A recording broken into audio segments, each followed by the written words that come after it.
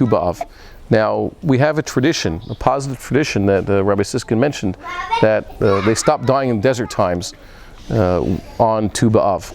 Now, a lot of events happened. We actually have a few of these events in our ancestors' travels between Mitzrayim and between actually getting to Canaan. There were many years.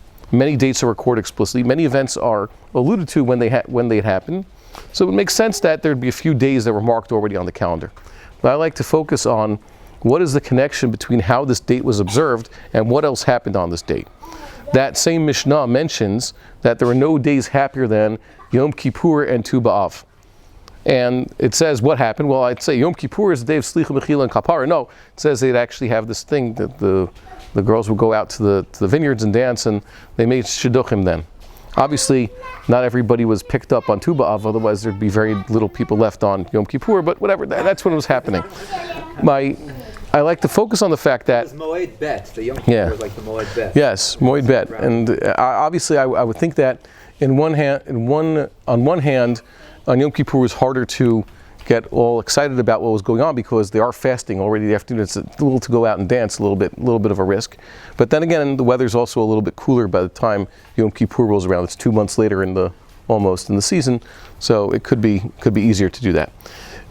Why those 2 dates for this? Now, they actually chose Yom Kippur and Tu B'Av for this observance, this practice. Yom Kippur, I understand, that's the day God forgives us on an annual basis for everything we do wrong, and even sometimes for things we keep doing wrong. So I can understand that's the day of forgiveness. Why, whatever happened on Tu B'Av, did they choose, you know what, that's what we're going to do? They didn't do this, didn't say they picked the day of Chol Moed Pesach or Sukkot to do this. They didn't pick Purim to do this. They didn't pick some other day for this. What is the connection? Pasaku Meithei Midbar. So that doesn't really connect to, okay, so now let's make Shidduchim. So Chazal point out there are some other events that may have happened then. And one of the things they point out seems more connected to this, is that they were told that actually it is permissible for the tribes to intermarry. Why would they think otherwise? Because right before they went into the land of Israel, seemingly right before Moshe Rabbeinu began his final speech on the 1st of Shvat, right before he passed away, it came out of Psak, which was basically based on 2 petitions. First was the petition of Silohad's daughters to get a piece of the land, and then the objection, or I guess the appeal by their tribesmen saying, well, that this could lead to, God forbid, part of our ancestral portions ending up in possession of other tribes. But then again, we read shortly thereafter, the Gemara brings this example, Pinahas inherited land that should not have been his. It says Elazar was buried b'riv'ath Pinahas beno asher nitan lo b'har Ephraim. That's the end of Sefer Yeshua. Elazar passed away shortly after Yeshua did, and he was buried in the land of a plot of land that Pinahas owned. Pinahas was a Kohen. We know the Kohanic cities were basically all around this area, Binyamin area, starting from Anatot and Nov, heading west to Givon and other places. That's basically around here. No real Kohanim lived in the land of Ephraim, and no Kohen received his own hill. So one of the answers given the Gemara there is that Pinchas basically got this land from where? His marriage to a woman of this tribe, and she was a land inheriting woman. Now you can understand, and there's a lot of different understandings among the Mefarshim, and in the Gemara there also, what exactly Moshe Rabbeinu said concerning women who are eligible to inherit land because they don't have brothers. There's a lot of different shots there. If I had my notes, I would show you, but that's not the point now. The point is that there was this idea that there was actually a specific prohibition handed down by Moses to God, from God, that the tribes should not be intermarrying, lest something like this happen. And shortly thereafter, when they got into the land of Israel, and once they actually had land, everybody had his piece, 14 years after they had entered the land, they were told, no, you could actually intermarry among the tribes. Now I can understand why this is an important thing. I know many people who found their shidduchim, I guess I'm including this, you don't really find your shidduch where you grow up. You have to go a little bit farther out. You're not going to find, let's say, a proper shidduch, a guy growing up in New York City, might not exactly fit in with a girl who's just also raised in New York City the entire time. And a girl from Israel isn't always going to end up with a guy raised in Israel. That's just not the way it goes. Sometimes, these shidduchim come far-fetched, far-flung. Far-fetched shidduchim that you wouldn't have thought about in far-flung places. I don't know what goes into shidduchim. Most people don't. That's all the whole midrashic teachings about this. Who knows what goes into it?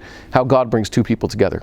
So the fact that some people were told, maybe you had a couple, they really were interested in this. They're told, no, you're from Ephraim, you're from Menashe, you would have had a havamina that you can make a shidduch from these two tribes, Kamash Malan, since the last year in desert times we were told, no, you can't do this. They're told, no, actually you can. So I can understand why it is that this day was chosen, Tu B'Av, when they're told, no, it's permissible. You can intermarry among the tribes. There never was such an issur, or perhaps if there was, now it's permissible very shortly after entering the land.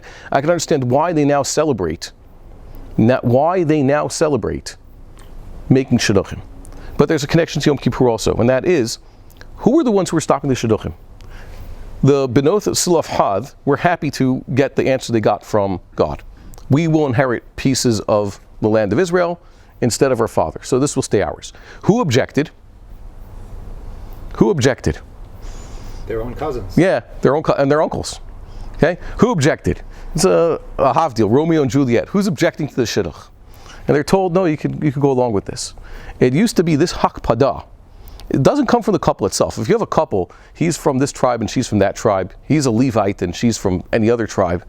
So the hakpada isn't coming from the couple. The guy isn't going to say like, we ain't getting married because you're from another tribe than me. No, it's usually who's objecting? The parents or some other interested parties who want to hold on to their land. What is the main emotion someone has to go through in order to allow his children a shidduch that is otherwise even approved of by God, so to speak? But you know what? Someone's going to stop it. There's a certain, like I said, I like the Hebrew word hakpada in this regard. Yom Kippur is when God forgives us. He lets it go away. Tu B'Av is when Jewish people let certain things slide. The tendency is that you look at your tribe and say, I only want my children marrying in within the tribe. I can understand that, it's a Torah ideal that you should have marriage only within the Jewish people. But sometimes we take this a little bit beyond this. We say, I only want someone, we're growing up in Modi'in, you're going to tell your son, a girl as even, what's that place on the other side of the highway? Not Beitar, Modi'in Elite. You say, I don't want that. Anything, you just stay in Re'ut and that's it. We have that tendency. And sometimes we have to learn to get over that and say, perhaps that's that's a hakpada that the Torah does not demand that we have. That's something we have to get over. Tu B'Av is basically, if God forgives us on Yom Kippur for what sins? It's not bin Adam la'chaviro, it's bin Adam la'makom. Okay? Yom Kippur is when God forgives us for what we've done to Him. Tu B'Av is when our fellow Jews forgive us also. Tu B'Av is about forgiveness among the Jews. Now, I mention that because there are people, I believe, and I've said this before, who are trying to foment division among the Jewish people in an artificial manner, taking foreign money and foreign influence in mass media to try to get everybody to hate on each other. And even that talk about civil war, someone asked me, is there a civil war happening in Israel? I said, no, thank God at least one side doesn't hate the other. Okay, they're not doing that. But there is a sinister movement afoot today to try, not just say, no, we're not going to marry among you. And by the way, you should make sure, if you're going to make a shidduch, maybe if you're observant, you want the other family to be observant also. That could be a good thing. But there's an active force that is trying to rip us apart right now, just trying to get people to hate on each other. And we're not going to let that happen. We have to fight against that. We have to distance ourselves from these influences that might want us to do such a thing. If we lived in I think way back when, we were holier, we were more connected to the Torah was still fresh in our minds, so I guess we could have that. But there is a solution. If you're not in Moshe Rabbeinu's generation, you're not the survivors of the Midbar who actually heard it from him directly, you could turn yourself into a scholar. You could teach your children to love studying Torah as though it's new, like it just been given from Sinai today, by attaching oneself, dov kabo, cleaving to God. How you cleave to God? Cleave to scholars. Okay? You could create the Torah from anew. There's a renewal of the covenant every single generation. Raise your children to love and raise your children to appreciate and value Torah study. Yeah, wine is good also. Make a party about what? Celebrate a siyum. Celebrate the fact that you complete the study of a tractate and you're starting a new one.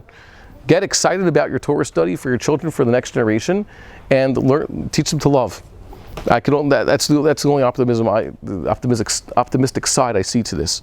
So I thank you for having us, and Dan, good job with the wine. I mean, like I said, I wish I could appreciate something as much as everybody else does, but wrong guy for the job. Thank you. We would like to encourage our viewers to share these videos with friends and send in your responses. If you would like to obtain Birkon Nusach Eretz Yisrael or invite the rabbi for a speaking engagement, please email us at office@machonshilo.org.